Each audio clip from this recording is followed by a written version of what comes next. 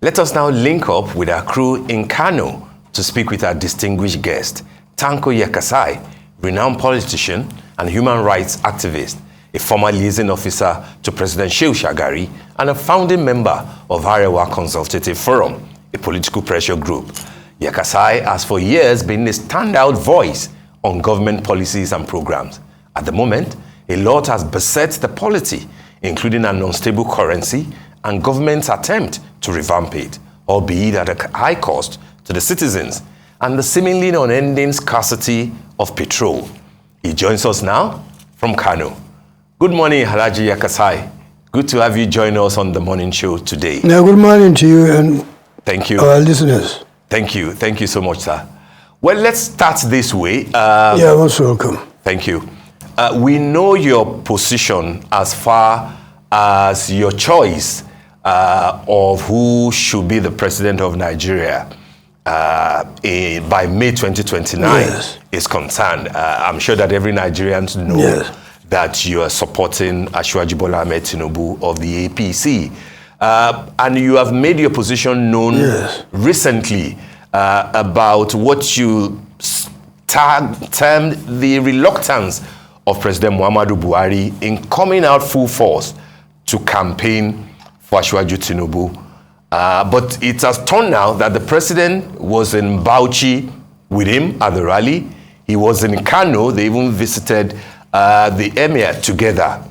And one of the things that the presidency said in their response to your query was that you are not known to the APC. That was the statement by the SSA to the president, Garba Shehu. So two things, sir.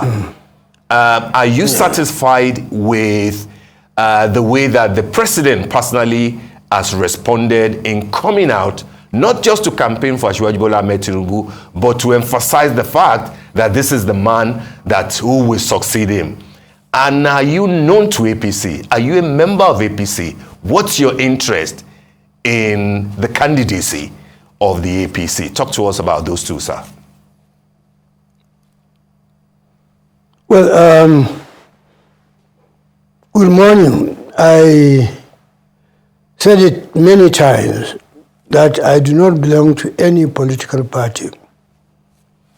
I was in NPN, and since Buhari and his colleagues overthrew us from power, I've never belonged to any political party formally. But naturally, I've been supporting political parties and candidates of my choice, either gubernatorial candidates, presidential, or even state or national assembly candidates. At present, I don't belong to any political party. That should be known to all. But my views are my views. When I resigned from partisan politics, I made it clear that I will continue to exercise my constitutional right to express my views as I deem fit, and also to support a candidate or a political party of my choice. And this is my stand today, and it will continue to be my stand. All right, Alhaji Yakasai, I want to hear from you. Some will call it a double whammy, the scarcity of petrol here in Nigeria and also the scarcity of the new Naira notes. And the question I want you to answer us today, do you think the scarcity we are seeing right now will have a direct bearing on the outcome of the elections, knowing that the elections are just 2 weeks away and Nigerians are still gnashing their teeth trying to eke out a living in terms of the new Naira notes and the problem it has actually brought, and also the incessant queues that don't seem to be going away? Well, the scarcity is not that of fuel alone, but also of currency, money, that is needed by everybody, old and young. Fuel is needed, but not like money. Only people who own means of transportation that uses fuel that will require or feel the pinch of the scarcity of fuel in the country. And also passengers who travel from one place to another, because the price for transportation is high, and also people don't get transport to the destination of their choice. But the difficulty in terms of cash all over the country is more serious, more challenging. People can't buy foodstuff. They can't go to wherever they want to go. They can't even find food in the restaurant to buy. We have never seen it so hard in the history of this country. Maybe you will need to be told that I'm 98 years old, and I've been in this country and participating in the politics of the country also since the colonial era. I'm one of those who struggled for independence of Nigeria, struggled for democracy. I'm still fighting for freedom and democracy in this country. So I've never experienced, I was an adult during the Second World War. There were a lot of difficulties, but I've never experienced the kind of difficulty this country is passing through since the end of the Second World War. So it's something that is affecting everybody, children, old and elderly people, everybody, women and men. And I pray that God will come to our rescue from this trouble that the country is suffering from. Here's my question. Do you think it will have a direct bearing on the outcome of the elections? Yes, I know that is your question. But I'm emphasizing that everybody is suffering from the country. I am wondering why this time. Is it to force people to vote for a candidate not of their choice, or just to punish them for one reason or the other? I've known how currencies are changed. I have experienced that since the colonial era. But this is the time when this thing is affecting everybody, and also is done in a very, very limited period. You can go to any village in this country, in the east, in the west, in the north, looking for cash. You can't get them. But is it deliberate? I'm wondering. But definitely it's not something that will be celebrated by all in Nigeria. All right, Alhaji. I mean, so that takes me back to the questions that I asked at the beginning.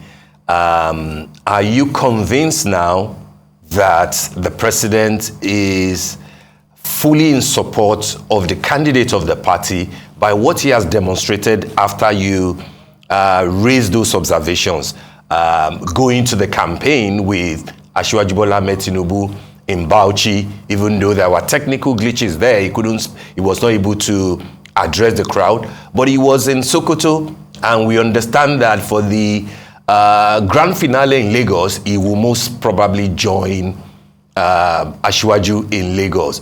Are you satisfied with what he has done? And do you think that he is fully behind the candidate of the party, or you know some reservations, given what you have said about why the harsh policies or seemingly harsh policies of the Naira change and the fuel scarcity seem to be targeted at a particular political class? Well, let me answer your question about the the change of mind, as I see it, on the part of the president. I will say to your answer that it comes rather too little, too late. The campaign has started many months ago. The president is a member of APC. He contested the election on his platform. Every member or supporter of a political party is duty-bound to campaign and support the candidature or the candidates of his party. If somebody will contest election and win the election on a platform of a political party, definitely there is no question that he is a member of that party, because by the provision of our constitution, you cannot be a candidate unless you are a citizen of Nigeria and you are a member of a card-carrying member of a political party. So there is no doubt that Buhari is a card-carrying member of APC, which qualified him not only to contest the election, but also to be the president of Nigeria for almost 8 years. In addition, you know, President Buhari contested elections 3 times. You have the figures. I have the figures. Everybody in this country has the figures. He contested 3 times before this final contest, and he failed. This is only when people, and where is the cause of his problem? Is the southern part of the country. And he was told, and I understand that his advisors told him that the best place for him to go and look for support in the south was the southwest, because of the affinity, religious and cultural affinity between the people of the southwest and people in the north.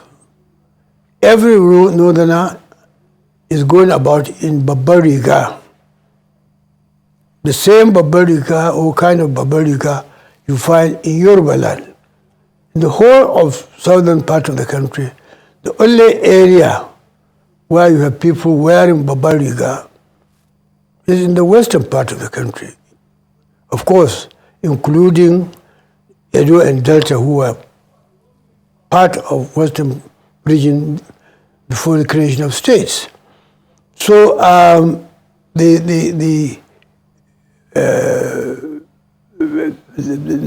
issue is that there is the president has ample time as a member of his party to come out and support the candidates of the party, which provided him the opportunity, which he lost before 3 times, to become the president of Nigeria, and did that for almost 8 years now.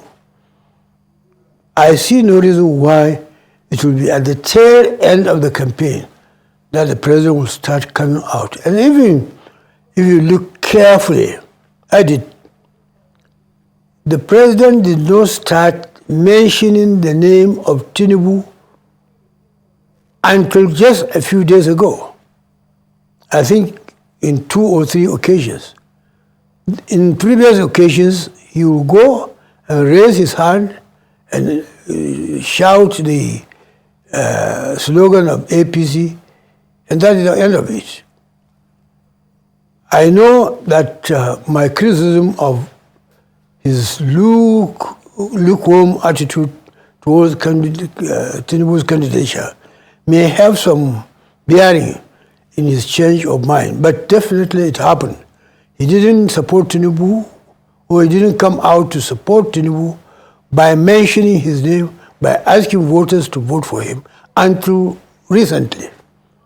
And he did not do that most of the time from the beginning of the campaign. I cannot see any reason why whatsoever that a man who is enjoying the patronage of a political party, not only himself, but even members of his family, are now definitely enjoying. If he will allow you to go and check the accounts of his children and his spouses at the time before he became the president and of now. You will see a big difference. It's not for nothing. So he owes a great gratitude to the APC for providing him with this opportunity to better the lot, not only of himself, but also of people close to him. So it's true that it's only lately that he's beginning to campaign and mention the name of Tinubu as a candidate. I'm not sure whether he has changed completely from his initial attitude, or he is just doing it because of criticism. I think he is the better person to make an informed judgment on this question than me. But Nigerians know that at the beginning of the campaign, he did not come out to campaign and mention the name of Ahmed Bola Tinubu until recently, just a few weeks to the end of the campaign. Some will say better late than never. Let's actually delve into a very critical subject. Of course, we know that the National Council of States actually met yesterday. Yes, and I would like to pick your brain on what you made of the outcome of that particular Council of States, where heads of states, or former heads of states, former presidents actually gathered, and they, according to them, the recommendation to the CBN is that they should make new Naira notes available or recirculate the old ones. That's the headline on this day, by the way. I want to hear from you. Do you think, after all these men met yesterday, this was the best outcome from that particular meeting? Do you think they should have asked for more, or what direction did you think they should have actually gone? Well, I think we should congratulate them for having the courage to come at this late hours to talk about the scarcity of currency in the country. And I pray that their intervention will bring succor to the population that are suffering from, as a result of the scarcity of Naira throughout the country. You know, former heads of state are diplomats, whether they were ambassadors or so. A man who becomes the head of state choose his words. But for them to meet and pick a single item, that's the issue of currency scarcity in the country. They do not even talk of the fuel crisis, the scarcity of fuel. They talk about the currency. Speaks a lot of their concern, and I think the country should be grateful to them for coming to our rescue if eventually we have succeeded in getting a change that will change the situation for the better in the country. All right, Alhaji, I'm aware that you have expressed criticism to what the Emir of Daura said to Northerners about the need to vote for their own. And he's not the only one, voicing out such sentiments in the North. There are other people, ex-minister for Agric, Sani Zango, said the same thing recently. And people are basically saying that nobody should dictate to anybody as to who they should vote. If people are comfortable voting for their own, that should be what they should, they should be free to exercise their franchise. But you are saying that ideally power ought to shift to the south and that your peak is Bola Ahmed Tinubu. My question to you, sir, is what did you see in Asiwaju Bola Ahmed Tinubu? You were a federalist, you were in MPN. Asiwaju is a progressive. You are not a member of APC. He is a member of APC, is the candidate of the APC. Why Asiwaju for you, and what do you think stands them out of the lot? Why not Atiku? Why not Kwakwanso? Why not Peter Obi? Why not Omoyele Sowore? What did you see in Asiwaju Bola Ahmed Tinubu, and how do you think that he will be different from General Muhammadu Buhari if he becomes the president? Well, I don't know. There are two questions. Which one do you want me to answer first? Please start from. I'll choose. Yes, please start from your admonition to Northerners who are saying that they should vote for their own. You can start from that, sir. And that is my choice also. Okay.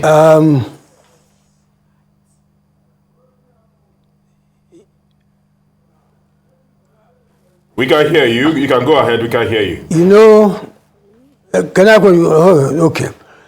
You know, the first people to talk of Northerners, in fact, not Northerners, House of Fulani, to vote, they didn't say vote for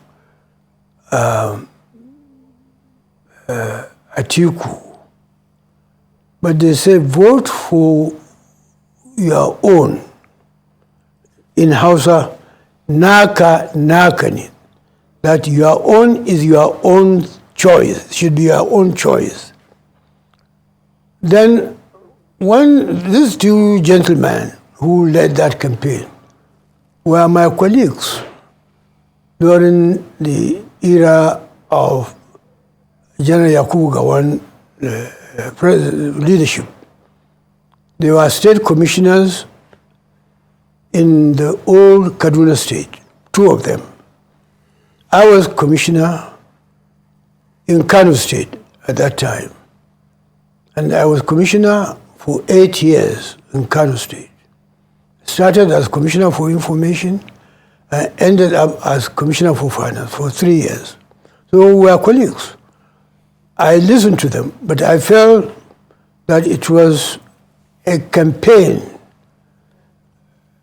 intended to appeal to the sentiments of Muslims and Hausa Fulani in the north. But I felt that if I respond to them, I'll give them the prominence they do not deserve. So I kept quiet. But later on, I saw the area of Daura where both Sani Zangwan Daura, even his title, Zangwan Daura, is a place in Daura, is a location, very well-known location. The same state, from Katsina state, the same state with the president. And they were among the founding members of APC. Now, the Emir of Daura, who is the traditional ruler of Daura, a place where Buhari comes from, now repeated that appeal in a language that is not general. I felt that we are about to go back to the olden days when the emirs were used by politicians to manipulate the process of election by sometimes using pressure against the common people to vote for a party of the choice of the traditional rulers.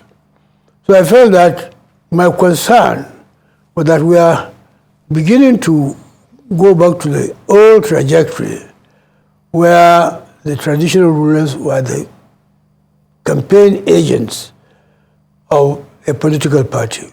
So that's why I spoke. I spoke against the emir of Daura for two reasons.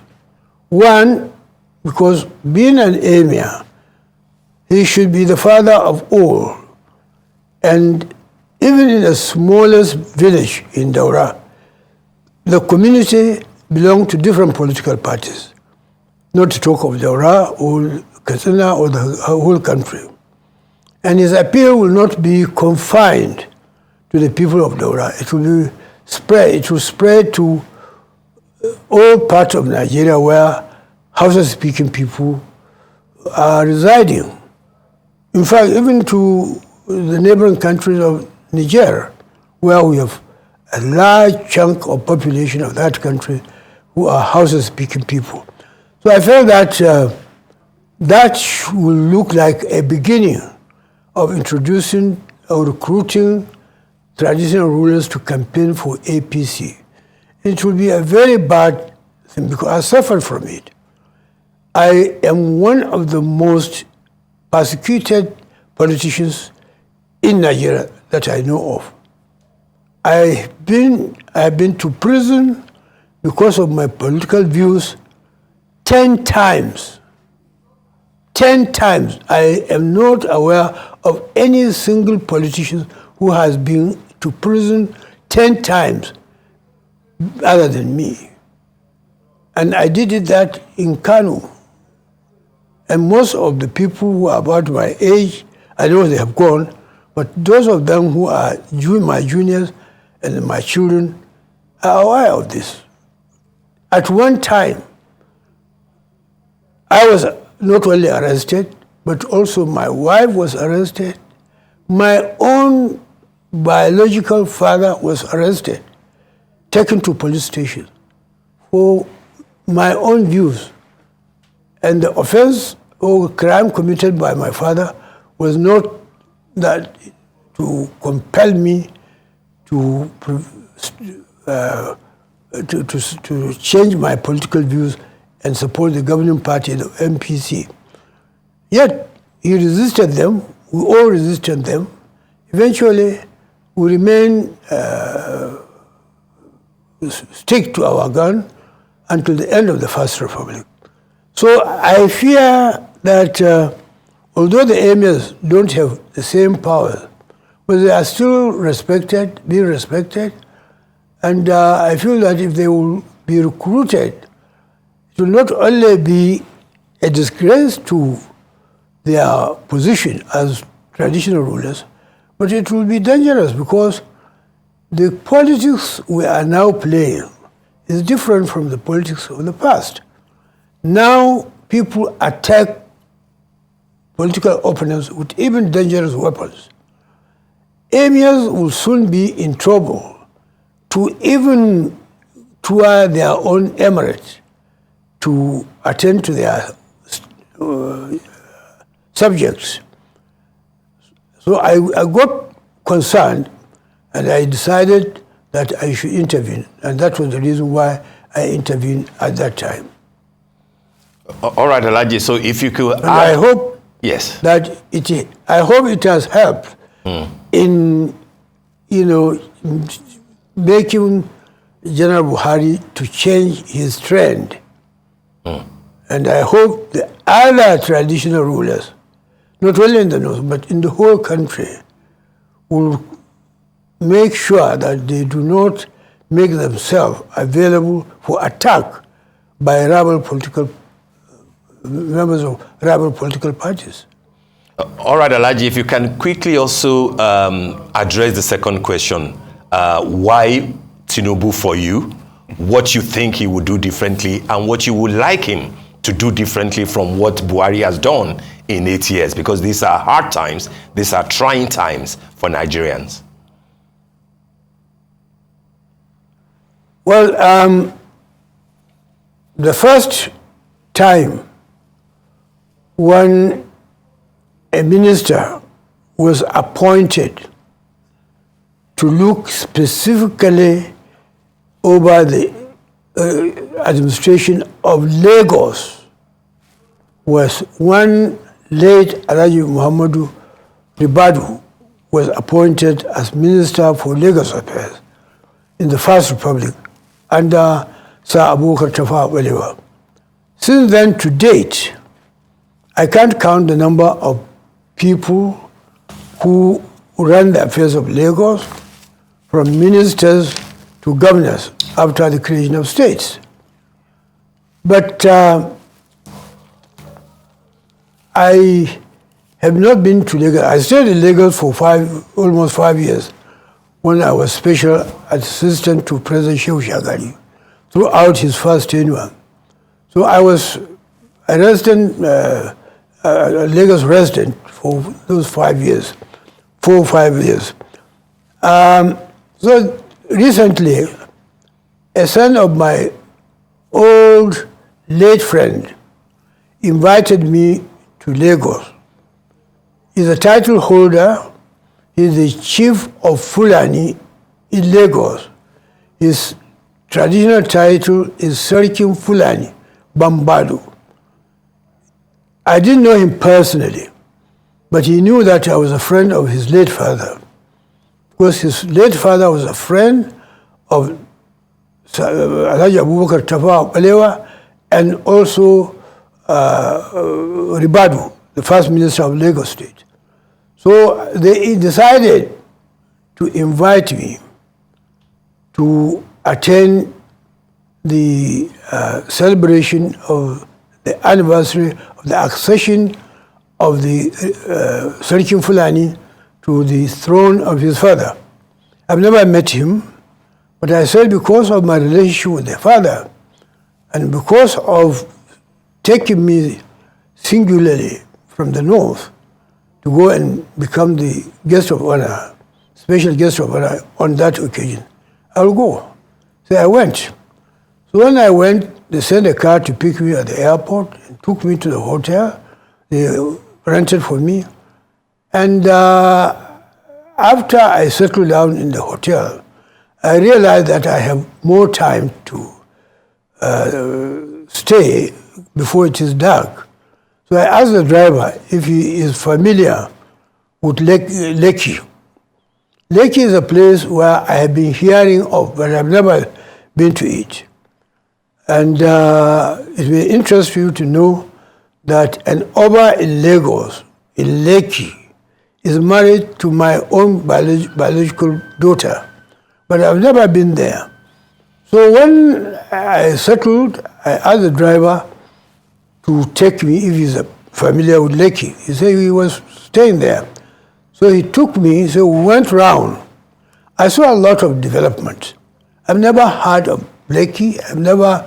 Visited Lekki.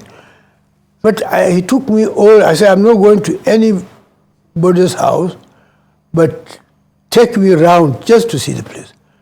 He took me around. I saw many things of interest, but the best thing that impressed me the most, apart from the Dangote company, was the double road. The road, one linking Lekki to the eastern part of the country, and the other one linking Lekki to the northern part of the country.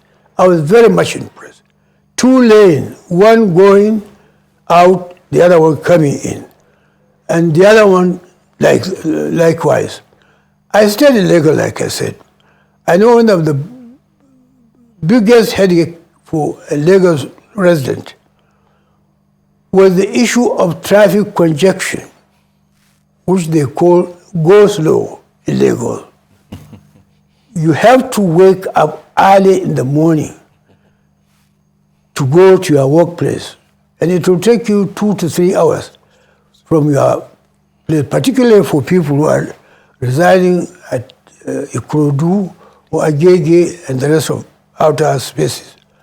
So I felt so impressed that for the first time from the time of Governor General Sir James Robertson to the time of Tinubu, this is the first time that a governor or a ruler of Lagos thought of the problem of traffic congestion in Lagos and do something about it.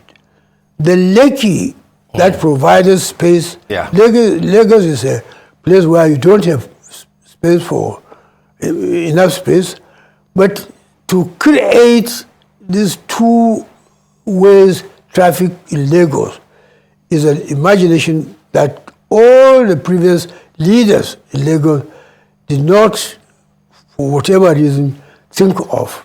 So I was very much impressed. All right, because of that and other achievements of Chibu's administration, I decided, at that time Tinubu was not a candidate, I said if Tinubu will come out, I had in my mind two people, I wouldn't tell you the other one.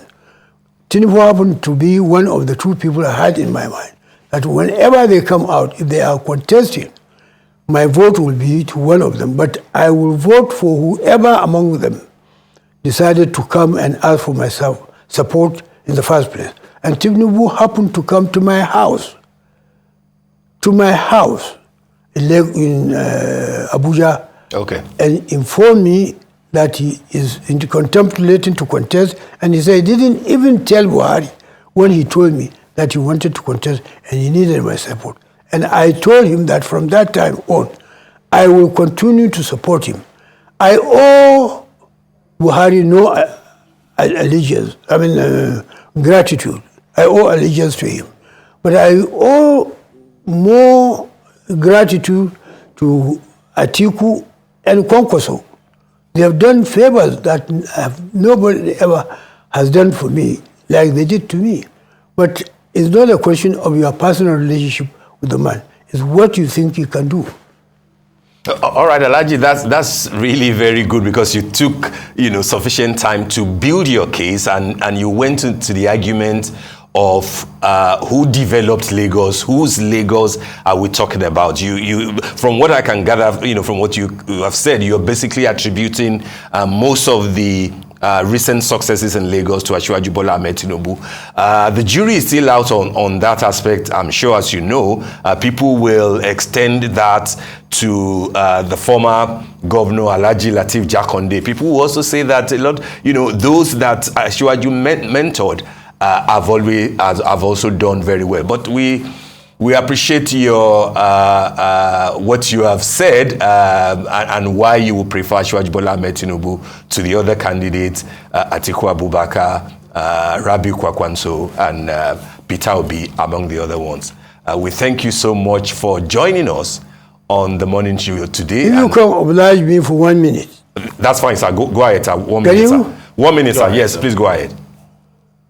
Please go ahead. Yes, 1 minute. Yes, sir. All I wanted to say is that Atiku came from the same local government to my own biological father. If it is a personal issue, Atiku will have laid more claim to my support than any other person.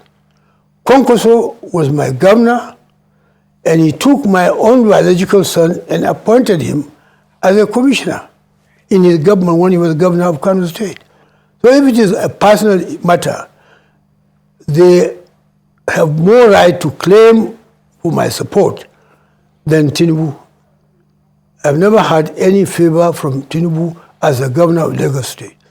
But I had some favors from Atiku. He gave me the money that I used to print my autobiography, which is now 1,080 pages. And I'm grateful to him. I will remain ever grateful to him, and also my children, and the same to Kwankwaso. That is the 1 minute that I crave for you for. Right, thank you very much for it. All right, Alhaji Tanko Yakasai, Elder Statesman, thank you so much for joining us on the morning show today.